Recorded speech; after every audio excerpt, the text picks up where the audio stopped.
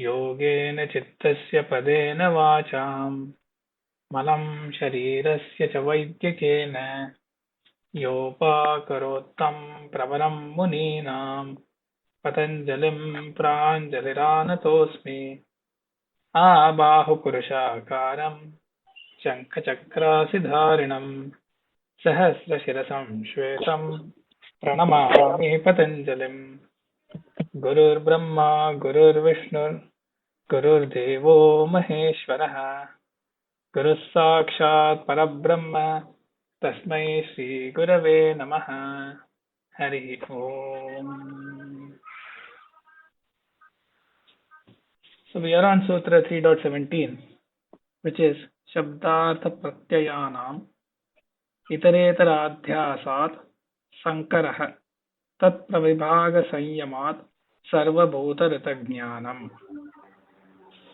So last time we saw the meaning of the sutra, which said that there is this mixing or mutual mixing of shabda, the word and its sound, artha, the actual entity, which is the meaning of that word, and the pratyaya, which is the jnanam or the cognitive imprint on the chitta, on the mind, brain.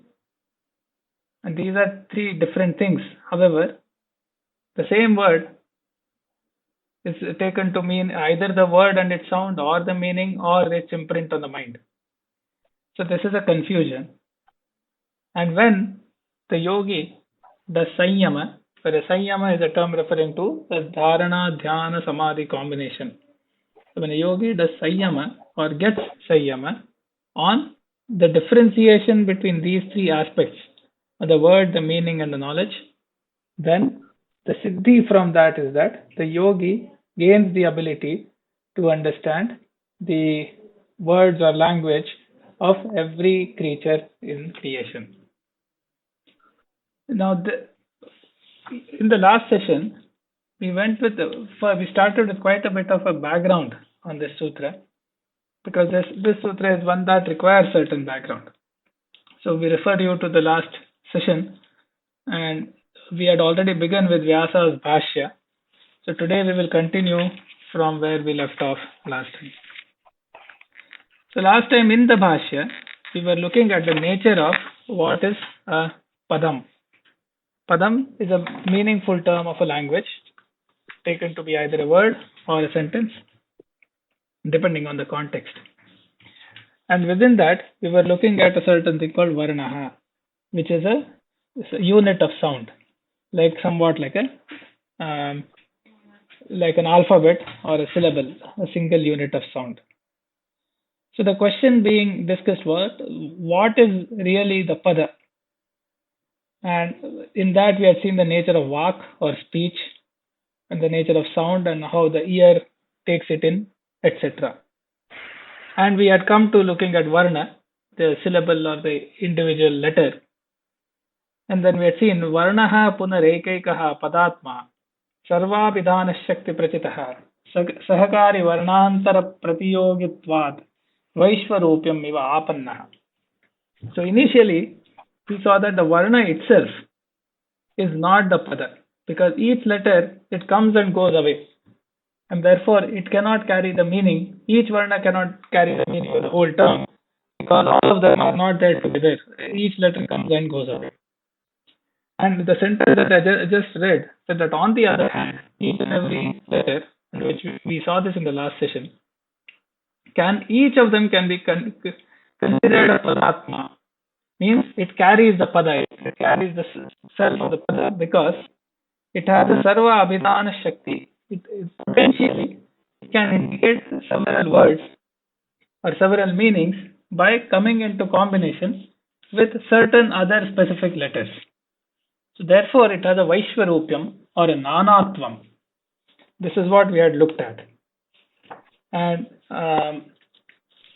today we will sort of continue from there. So essentially we are looking at what is a pada, and we have just looked at varna. So in another text this is said, varnanam tu yogapadya asambhavaha.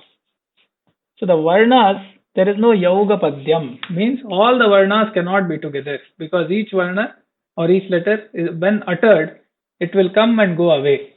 So therefore, all the varnas of a word are not present together in time. So there is no yoga padyam.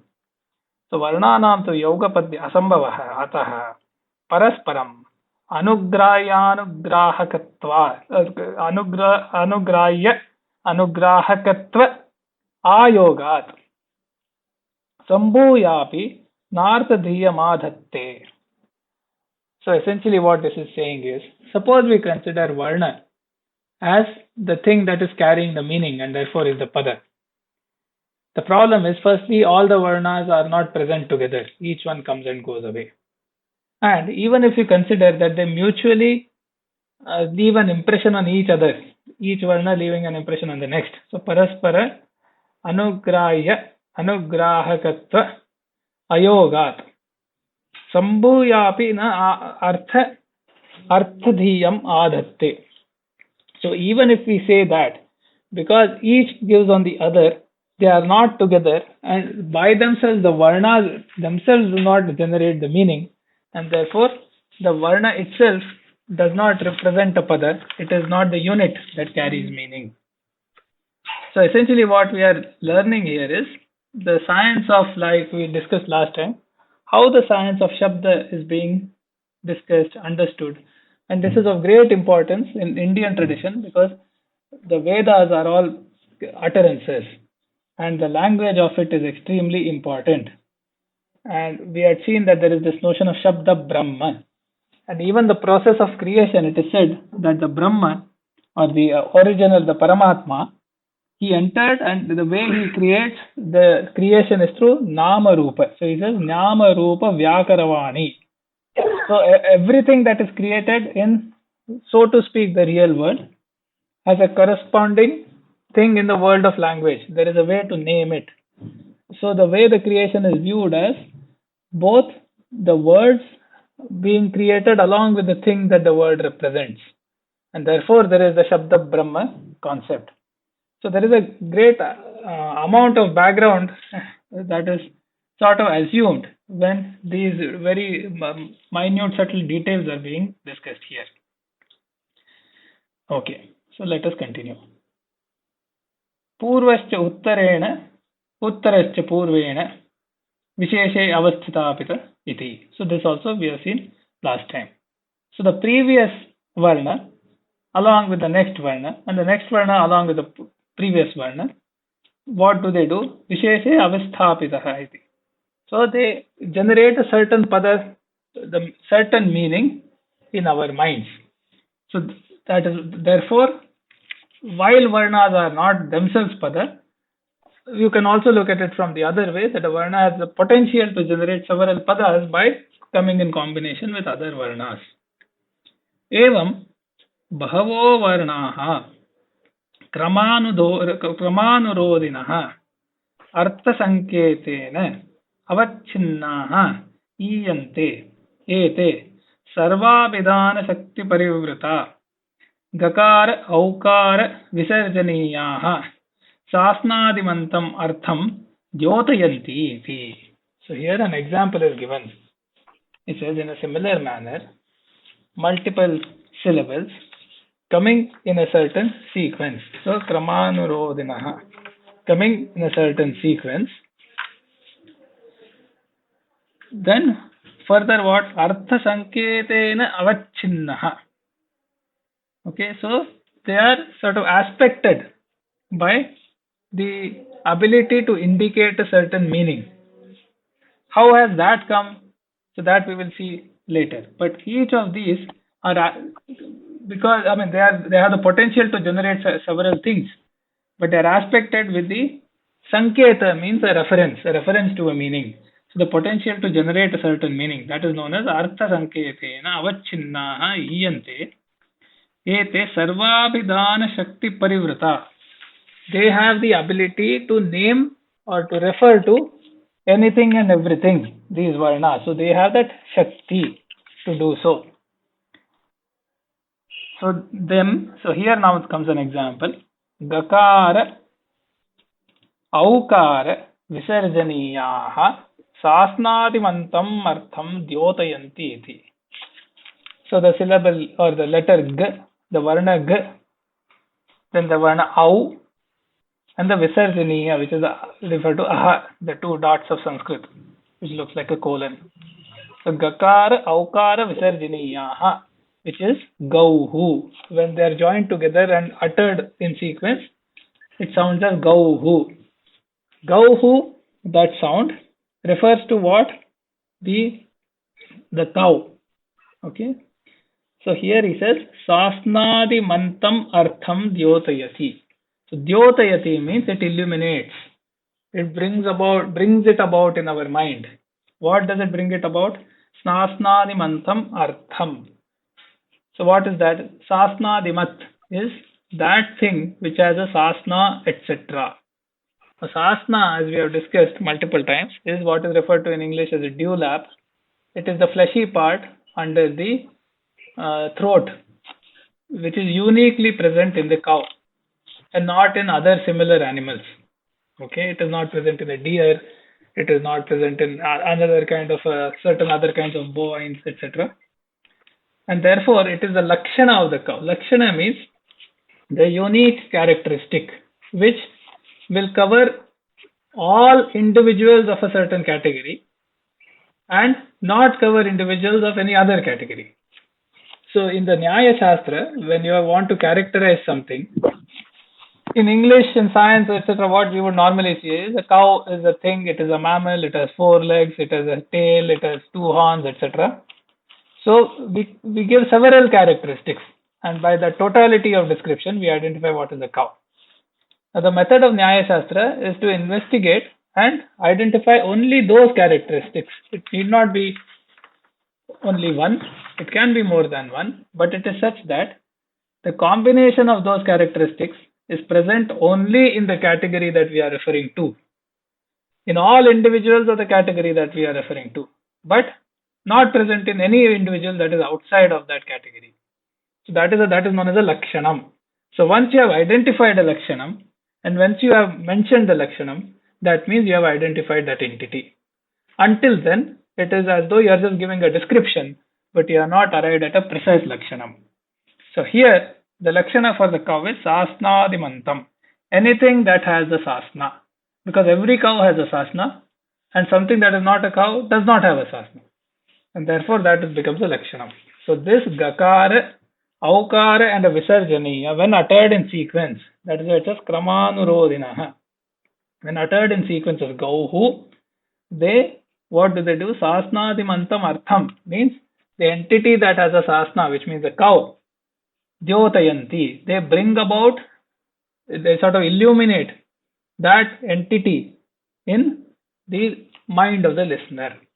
So sasna, so that artha is the actual cow, the entity, and what gets illuminated in the mind, that is the sort of the jnanam. So the varnas, gakara, aukara, and visarjaniya in sequence generate this meaning. And for example, some other combination or some other sequence may generate some other meaning. Now, tad etesham artha sanketena avacchinnanam upasamvrita dhanikramanam ya eko buddhi nirbhasaha tat padam vachakam vachyasya sanketyate. So now finally we arrive at what is this padam. He says that etesham artha sanketana avacchinnanam upasamvrita dhani kramanam.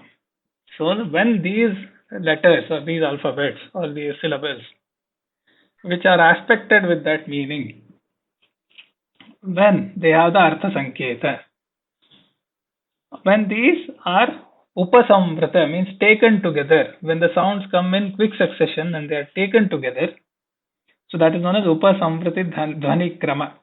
So they come in quick succession, they are taken together in that sequence, and that generates eko buddhi nirbhasaha.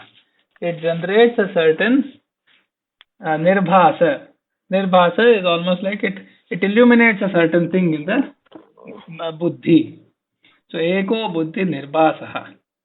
That is the padam, which is the vachakam or the vachya. Vachakam vachyasya sanketyate. So eventually we arrive at what is this pada? Pada is that thing which once we take all the letters together in that sequence and in the listener, in the buddhi, whatever it generates, which has the artha sanketa, okay, which is then the vachya, which means it is the vachya means it is the denoter, and the thing it denotes is the denotee. So in this case, the gakara, aukara, and visarjaniya coming in that sequence, coming together, when heard together in the buddhi, it generates a certain thing that immediately has the artha sanketa of the real entity, which is the cow. And that thing is known as pada. Tat ekam padam, eka buddhi vishayam, eka prayatnakshiptam, abhagam, akramam, avarnam. So beautifully, finally it concludes, it says, therefore, one pada is eka buddhi vishayam. It is a vishaya of the buddhi or the jnana. So it is related to the buddhi, it is a vishaya of the buddhi and jnana. Eka prayatnakshiptam. It comes forth in one single act or activity. So when you hear go who, you get a certain meaning in the buddhi. It is one act. So eka prayatnakshiptam. Abhagam. It does not have parts. It does not have sequence, etc. The letters themselves have a sequence, but the pada, the thing that denotes the meaning, comes together all at once. So that is abhagam. Akramam. It doesn't even have a sequence. Once again, the sound had a sequence, the letters had a sequence, the hearing had a sequence, but when finally the meaning emerged in the buddhi, that buddhi vishaya is single, and that is the unit of meaning, and that is what it says is a pada. It is akramam avarnam. That is not made up of letters or alphabets. The letters and alphabets help generate it, but what got generated, and here the word here is specifically not used so far, but that is known as the sphota in the Paniniya Darshana, and that is where Patanjali in his Mahabhashya, etc., has helped bring that about, and that gets its flowering in a text called Vakyapadiyam by Bhartrahari. But that sphota that gets generated, and the unit of that, Vachyasya Vachakam, the denoter of the denotee, that is the Padam. So after having discussed various things like speech, hearing, letters, sequence, sound, etc., we arrive at firstly, when we say Padam, what exactly is that? And that is summarized here. Okay, so once again, tadekam padam eka buddhi vishayam eka pratnayakshiptam eka prayatnakshiptam abhagam akramam avarnam. So beautifully it has been, this sort of reminds us how in some of the Upanishads the Brahma will be described. Similarly here the description is of that style. It says eka buddhi vishayam eka prayatnakshiptam. Abhagam does not have bhaga. Akramam does not have sequence. Avarnam is not made up of varnas. So that finally is a pada. Then we will continue with the relation with the pada and the artha and so on. That's coming next. So with the advent of this sutra, a beautiful topic is being discussed. And you heard this with the example of cow, gauhu. Gauhu in Sanskrit, he has explained you that. And we need to appreciate this marvel of human consciousness and human psychosensory complex. We have taken it for granted and we really don't appreciate the marvel that is there. And Vyasa has opened out, analyzed it, dissected it, and he has put forth the reality there. And it's a marvel that needs to be appreciated. Now, the verbal knowledge, you hear something and you come to know something. That's a verbal knowledge. There, our organ of speech is so important. For organ of speech, the language is important. For language, the words are important. For words, the constituent letters are important, phonetic units of it. And this goes uncognized, and now we are made aware of this fact. Now you heard the example with the help of gau, the word in Sanskrit for cow. How by utterance of word gau, you get the jnana of cow. And we fail to really understand this perspective which Vyasa has portrayed. I will give you an example here in English language. So the word, let us say, elephant.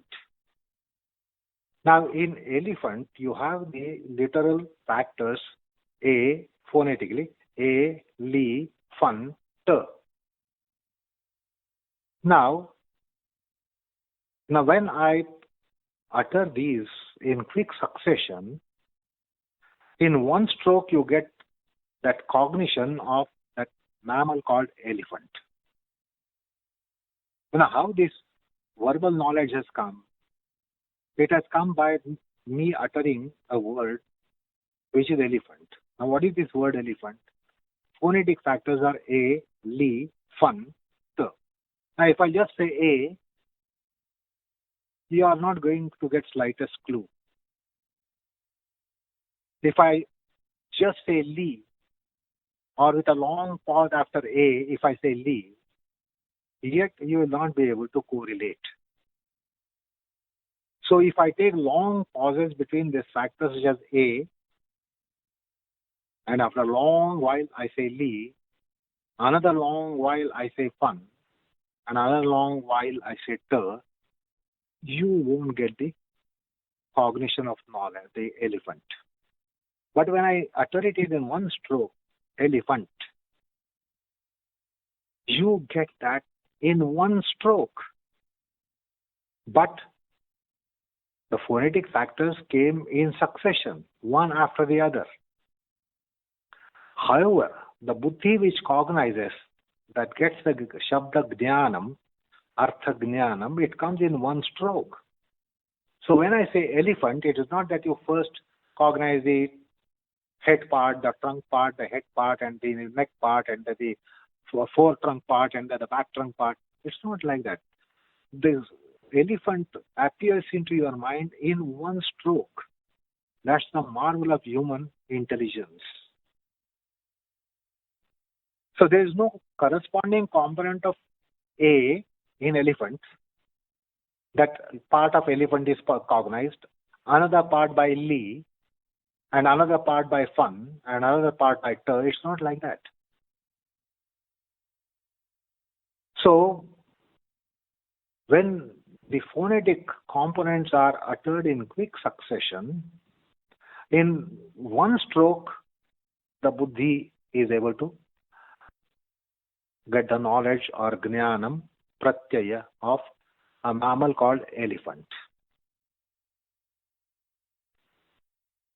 So this is discussed in Vyakarana Shastra. This has been discussed as padaspota. That means the word explodes the meaning and it is grasped by buddhi in one stroke, while the mouth in utterance of it has gone through uttering those 4 syllables, one after the other.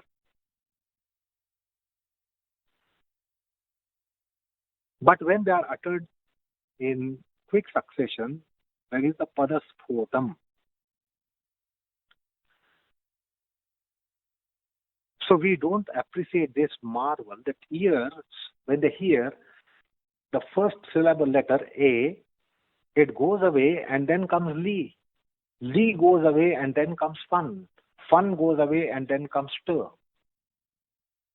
Yet we are able to correlate and we say that what is uttered is elephant, and elephant is this kind of mammal with a trunk and huge body, tall and huge creature. So this discussion in Vyakarana Shastra has come up. Vyakarana is not grammar. Grammar is for structure of language. Here, the words are being considered. So literal letters compose the words, a word. And by literal letters, they must be uttered in proper order and in quick succession. That is important. I cannot say A today and Li tomorrow and fun day after tomorrow and T on the next day. That will not help you conceive elephant, the animal, the mammal. But when I say in one stroke, and there also we have to see that these phonetic components are going away. Unless they go away, it will be all messed up. So in utterance of elephant, A has to depart and go away, and then Li has to come. The second phonetic factor will be replacing the first. The first has to go, second has to come, second has to go, third has to come, third has to go, and fourth has to come. But then we get total effect of it, which is a marvel. So how our ears work, because ears will hear these literal letters one after the other coming. But the buddhi will grasp it in one stroke. And the buddhi is a marvel. Sometimes the thing half said is completely understood. The thing is not fully uttered, but yet buddhi understands. So our oral organ and the auditory organ and buddhi, they have wonderful teamwork for shabda jnanam. And this is a marvel which goes unappreciated. So here Vyasa told us about padasphota. The Varnas don't have potentials to describe a cow or elephant or fish or anything. The literal letters, because A will be phonetic component for so many words, not just elephant. A doesn't only come for elephant. Li doesn't only come for elephant. Fun doesn't come only for elephant. And T doesn't come for only elephant. So there are so many words which will come from these factors. But when they are uttered in quick succession, we get only elephant. So how the buddhi plays a role is a marvel. And that is described in Vyakarana Shastra as padasphota. And Vyasa was trying to give an exposition to that how the Varanas are uttered one after the other. And only on departure of the former one, the latter will come. You can't have simultaneity in these factors. You can't simultaneously utter these, the four phonetic factors in word elephant. You can't simultaneously utter. They come in quick succession. They must come in quick succession. So that is what is described, which is coming to describe the Shabda concept in this sutra. śabdārthapratyayānāmitaretarādhyāsāt or śabdārthapratyayānāmitaretarādhyāsāt. So Shabda component, Artha component and the Jnana component are to be discussed in this sutra. And Shabda component has been described. And Patanjali being grammarian, rather Vaiyakarani, not grammarian, but Vaiyakarani. Vyasa has justifiably commented on it. Okay.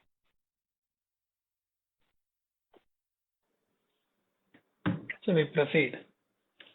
So Vyasa says, Bauddham Antyavarna Pratyaya Vyaparopasthapitam Paratra Pratipipadishaya Varnaihi Eva Avidhiyamanaihi Shruyamanaischa Shrotrubihi Anadi Vagyavahara Vasanānuvidhaya Lokabuddhya Siddhavat Sampratipatya Pratiyate. So now this is also a topic. This has been discussed in different schools, so to speak, or different darshanas in different ways. This is discussed in Mimamsa, this is discussed in Nyaya Shastra, in Tarka Sangraha, etc. So now we saw that the varnas, when come together, when they are sanketena avachinnaha, sort of aspected by the potential to lead to a meaning, then they generate a certain jnanam. So now we see how that happens as per the Vyakarana Shastra, Vyakarana Darshana, which is also recognized by the Yoga Darshana here. So it begins with Bauddham. Bauddham means Buddhinishtham, which resides in the Buddhi. Antya Varna Pratyaya Vyapara Upasthapitam. So this thing in the Buddhi is placed or is brought about by the Antya Varna Pratyaya Vyapara, means that impression on the mind created by the last of the letters. So when the last of the letters has arrived, that is when this flash of meaning or the spot arises. So Antya Varna Pratyaya Vyapara Upasthapitam. Then Paratra Pratipipadayishaya. Now Pratipipadayisha is another nice word, like we have discussed, which is a somewhat unique Sanskrit desiderative form, which is known as the san pratyaya, where a new word is formed to say a desire for something. So bubuksha means desire for food, hunger, desire for eating. Mumuksha means desire for liberation. Yuyutsa means desire to fight, etc. So here, this pratipipadisha. And pratipipadayisha here, it means to convey, okay, to convey the meaning, the desire to convey the meaning to the other. That is paratra, or to desire to convey that particular thing to the other. So paratra pratipipadayishaya, by that. So how is it conveyed? Varnaihi, through sounds of letters, individual letters and syllables. Varnaihi eva abhidiyamanaihi. Through letters alone it is named and conveyed. Then it is heard. So shruyamanaischa. So the letters, the sounds of the individual letters and alphabets, which are naming that entity, are generated and then heard by the other. So shruyamanaischa, shrotrubhi, by the hearers, by the listeners. Then what happens? Anadi vag vyavahara vasananu vidya, means from time immemorial, because of the usage of speech, which is anadi vyag vyavahara, that has generated a certain vasana, certain imprints. So through that, anadi vag vyavahara vasana anuvidya loka buddhya. So that particular vasana is generated in the society as a whole, in the world as a whole. Then siddhavat, as though permanent. So as though nityasthita, siddhavat, as though permanent. Sampratipatya, through continuity of tradition. So sampratipatya means sampratipatti, is through the continuity of usage, continuity of tradition in the society. Pratiyate. That is how in the mind it flashes. So there is this whole debate of, are the word and meaning relation, is that permanent, is that created by someone, how did it come about, etc. And there is a lot of detail. For example, like I think I had mentioned, since Vedas are said to be from time immemorial, coming along with creation in each and every cycles of the creation, therefore the words of the Vedas also have to indicate the same meaning, and therefore there should be no beginning to that, nobody should have created that, etc. Whereas certain words are laukika, worldly, and they may have come about later. So taking all of this into account, this particular explanation accepted by the Vyakarana tradition and the Yoga tradition says that, how is it coming about? Firstly, it is buddhinishta, it is in the buddhi. Then, in order to convey, varnas are generated by the speaker. those varnas fall on the ears and come into the listener. Then there are these vasanas in the society as a whole coming about due to vag vyavahara, usage of speech, anadi vag vyavahara, vasanānuviddhaya, usage of speech from time immemorial. And with respect to the Sanskrit language, etc., it is indeed believed, especially the Vedic terms, that they are from time immemorial. Otherwise, you can also interpret this as from a long time, especially for modern usages, etc. Loka buddhya means through the buddhi of the society as a whole. Siddhavat, as though it is siddha, well established, as though it is nitya. Sampratipatya, through the continuity of tradition, pratiyate. That is why that gets generated in the buddhi of the listener. So how did a certain meaning that is there in the buddhi of one person get generated into the buddhi of the other person? That is being explained. The person who had it, he generated a certain varnas or certain sounds corresponding to the letters that fell on the ears of the listener. Then that they were taken together into the buddhi. The buddhi already has vasanas from the usage of language in the society as a whole for years and years and centuries, and that generates that particular flash of meaning in the buddhi of the listener.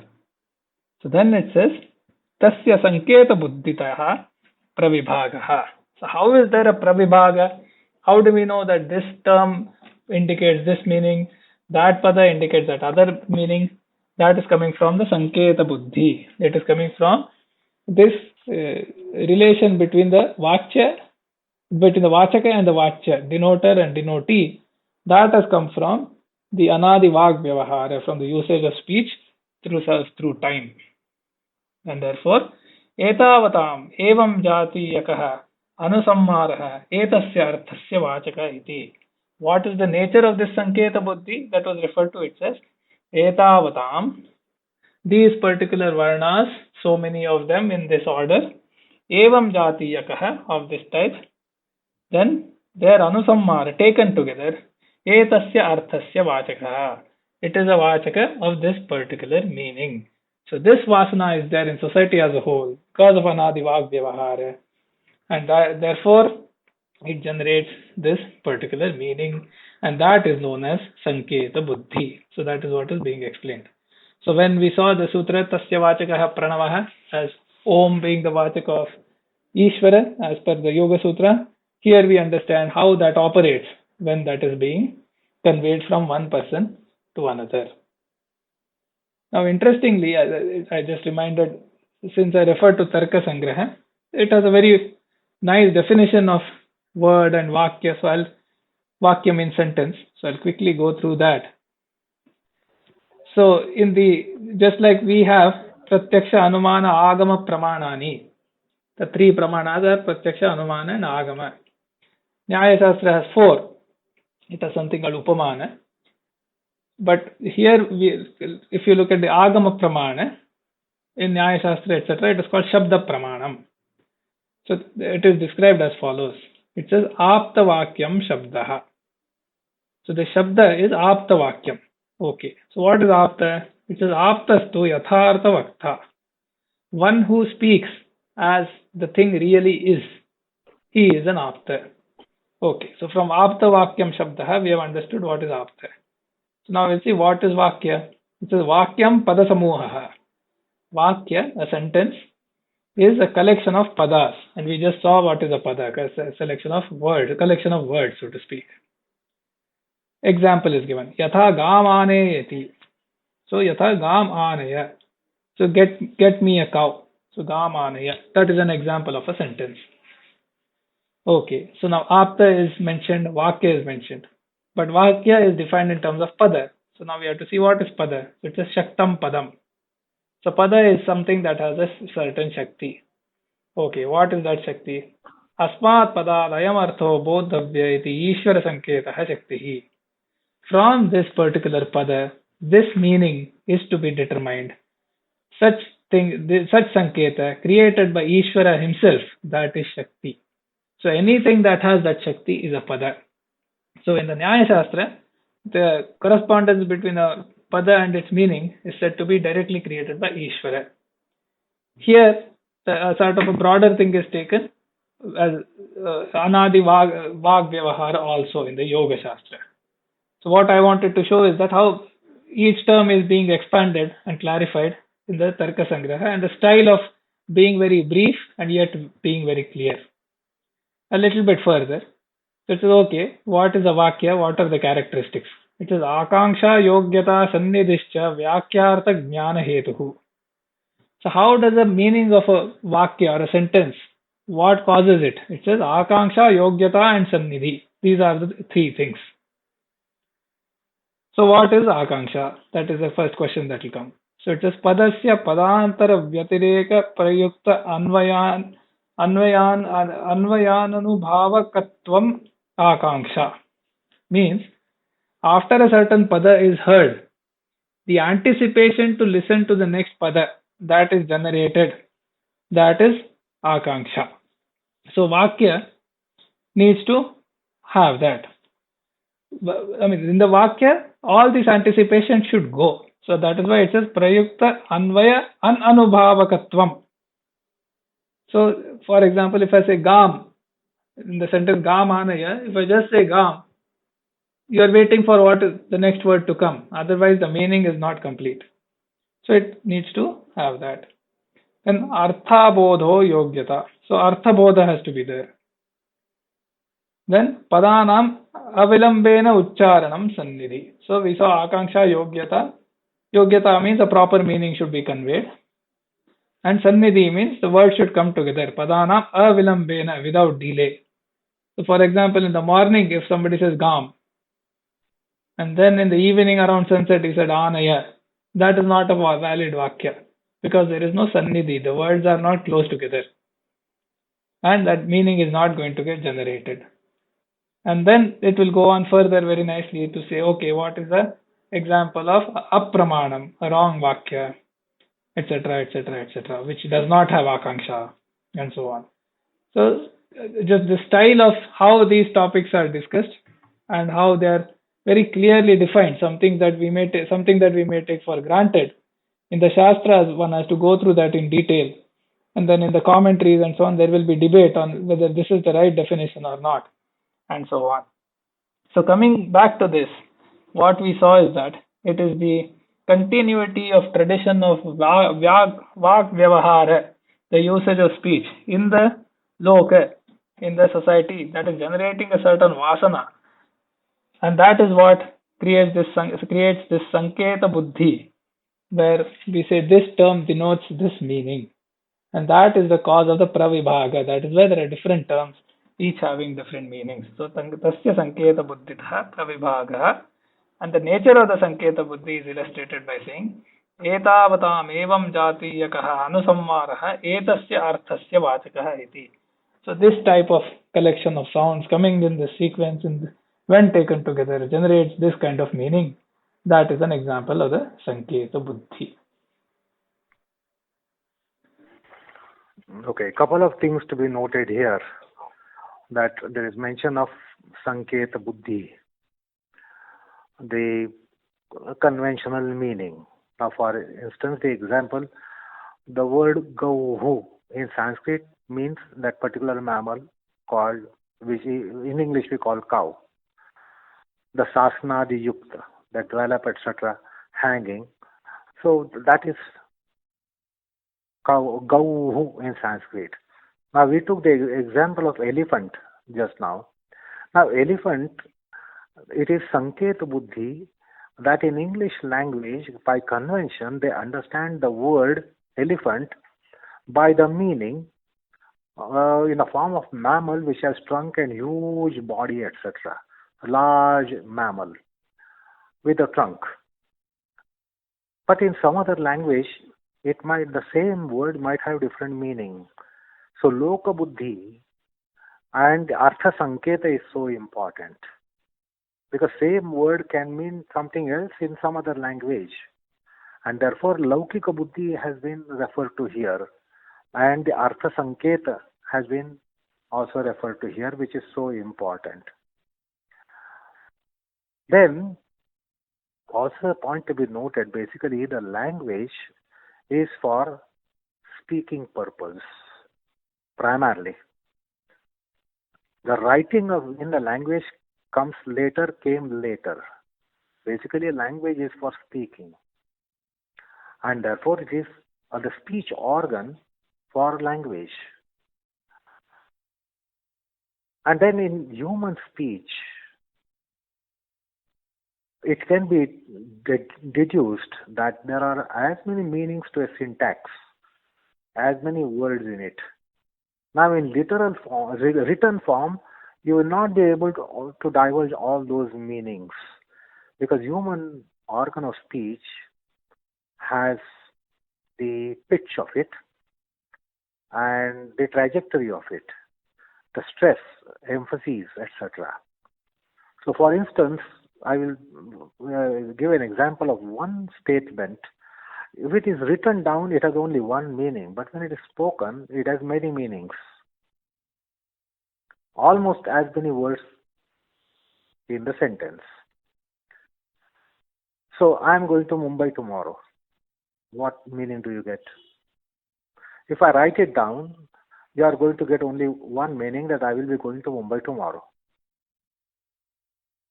But when it comes to speech, because the speaker wants to transmit the true knowledge, which you get reference in the Vyasa's commentary, Apta Vachanam, that you must have that authentic intent to transmit knowledge, proper knowledge, your knowledge into the listener. Now, this statement which I just now gave as an example, I am going to Mumbai tomorrow. I put a stress on I am going to Mumbai tomorrow. So other alternatives are ruled out, that somebody proxy, somebody other than me, no, it is only me. I am going to Mumbai tomorrow. So in my speech, I can give that lay stress, whereby you will understand it is only I who is going to go, and not somebody on behalf of me. I am going to Mumbai tomorrow. I am going to Mumbai tomorrow. Come what may, I am going. There is no way that I will be not going. I am going to Mumbai tomorrow. I am going to Mumbai tomorrow and not Chennai. So when I lay stress on Mumbai, so this all comes in Shabda and Artha Sanketa. For Artha Sanketa, meaning to be arrived at, proper meaning to be arrived at, it is important for one to listen to the statement properly, listen to the stresses and emphasis coming, etc. So I am going to Mumbai tomorrow and not Chennai and Kolkata. I am going to Mumbai tomorrow and by no chance day after tomorrow or some other day. So in speaking, you can radiate the meaning that you have in your mind, have it transmitted into the listener. Basically, the language is, that's why I said it is for spoken purpose, speaking purpose. The aspect of writing a language came later. The language was designed, language was structured to be spoken first. And therefore, the oratory act is playing a unique role, which you have heard just now. So just as we heard about padaspotam, the word elephant, the knowledge that I am speaking to a particular mammal comes in one stroke, although there are four phonetic components in it. Then, similarly, there is vakyaspotam, padaspotam and vakyaspotam. Now, that is also important. It's not just understanding that reference is to a particular mammal or animal or something. So, the cow means only you will get the knowledge of cow. The cow has come. That means which had gone out for grazing has come. Cow is lost. So you will get the meanings if I utter these padas in quick succession and not with long intervals, and with proper intonation if I speak, you will get the meaning of it. And with reference to human beings, it is more important to even look at the gesture of a person. Because if I blink my eyes and say the cow is lost, then it is not really lost. So you will understand that I am lying. I am trying to fool someone. I am deceiving. So the human language is not just oratory act. It's also gesture supporting that. So the intent, if it is to transmit true knowledge, then the articulation should be in particular framework. Otherwise, it will not be rightly construed by the listeners. So the point is, Vyasa has referred to padaspotam and vakyaspotam. And you heard about just now about vakyaspotam. Now, unless the sentence is complete and in one single stroke, not noun today and the verb tomorrow, predicate day after tomorrow, then you will not get it. I must utter the sentence in one single stroke. I have lost the cow. My cow is missing. But if I break these words and give a long gap in between, then you will not understand the meaning of the syntax. I need to say, my cow is missing. I must say in one stroke. I don't say simultaneously, but I say one after the other, but the intelligence comprehends it and understands that I have lost my cow. So the last word will give complete picture of the syntax. So the human intelligence psyche works in a marvelous way for language, human language. And that is what has been so far mentioned. The important factors was the laukika buddhi, that is conventional meaning. So it is in English, it is convention that by word elephant, you mean that mammal. By word cow, you mean that mammal. By fish, you mean that particular aquatic. So that is convention in English, that this word will have this meaning. Now that word may not be having the same meaning in another language. There might be fish word in French and Spanish, Chinese, but you do not know what is the meaning. It will be different meaning there. So the laukika buddhi is important. Artha sanketa is important. So Vyasa has taken that precaution as well to give the exposition to this particular concept of shabda in this sutra. Okay? So we'll stop here. There is quite a bit to be covered that we'll cover in the next session. So let's recite the shlokas and Guruji. Stop for today.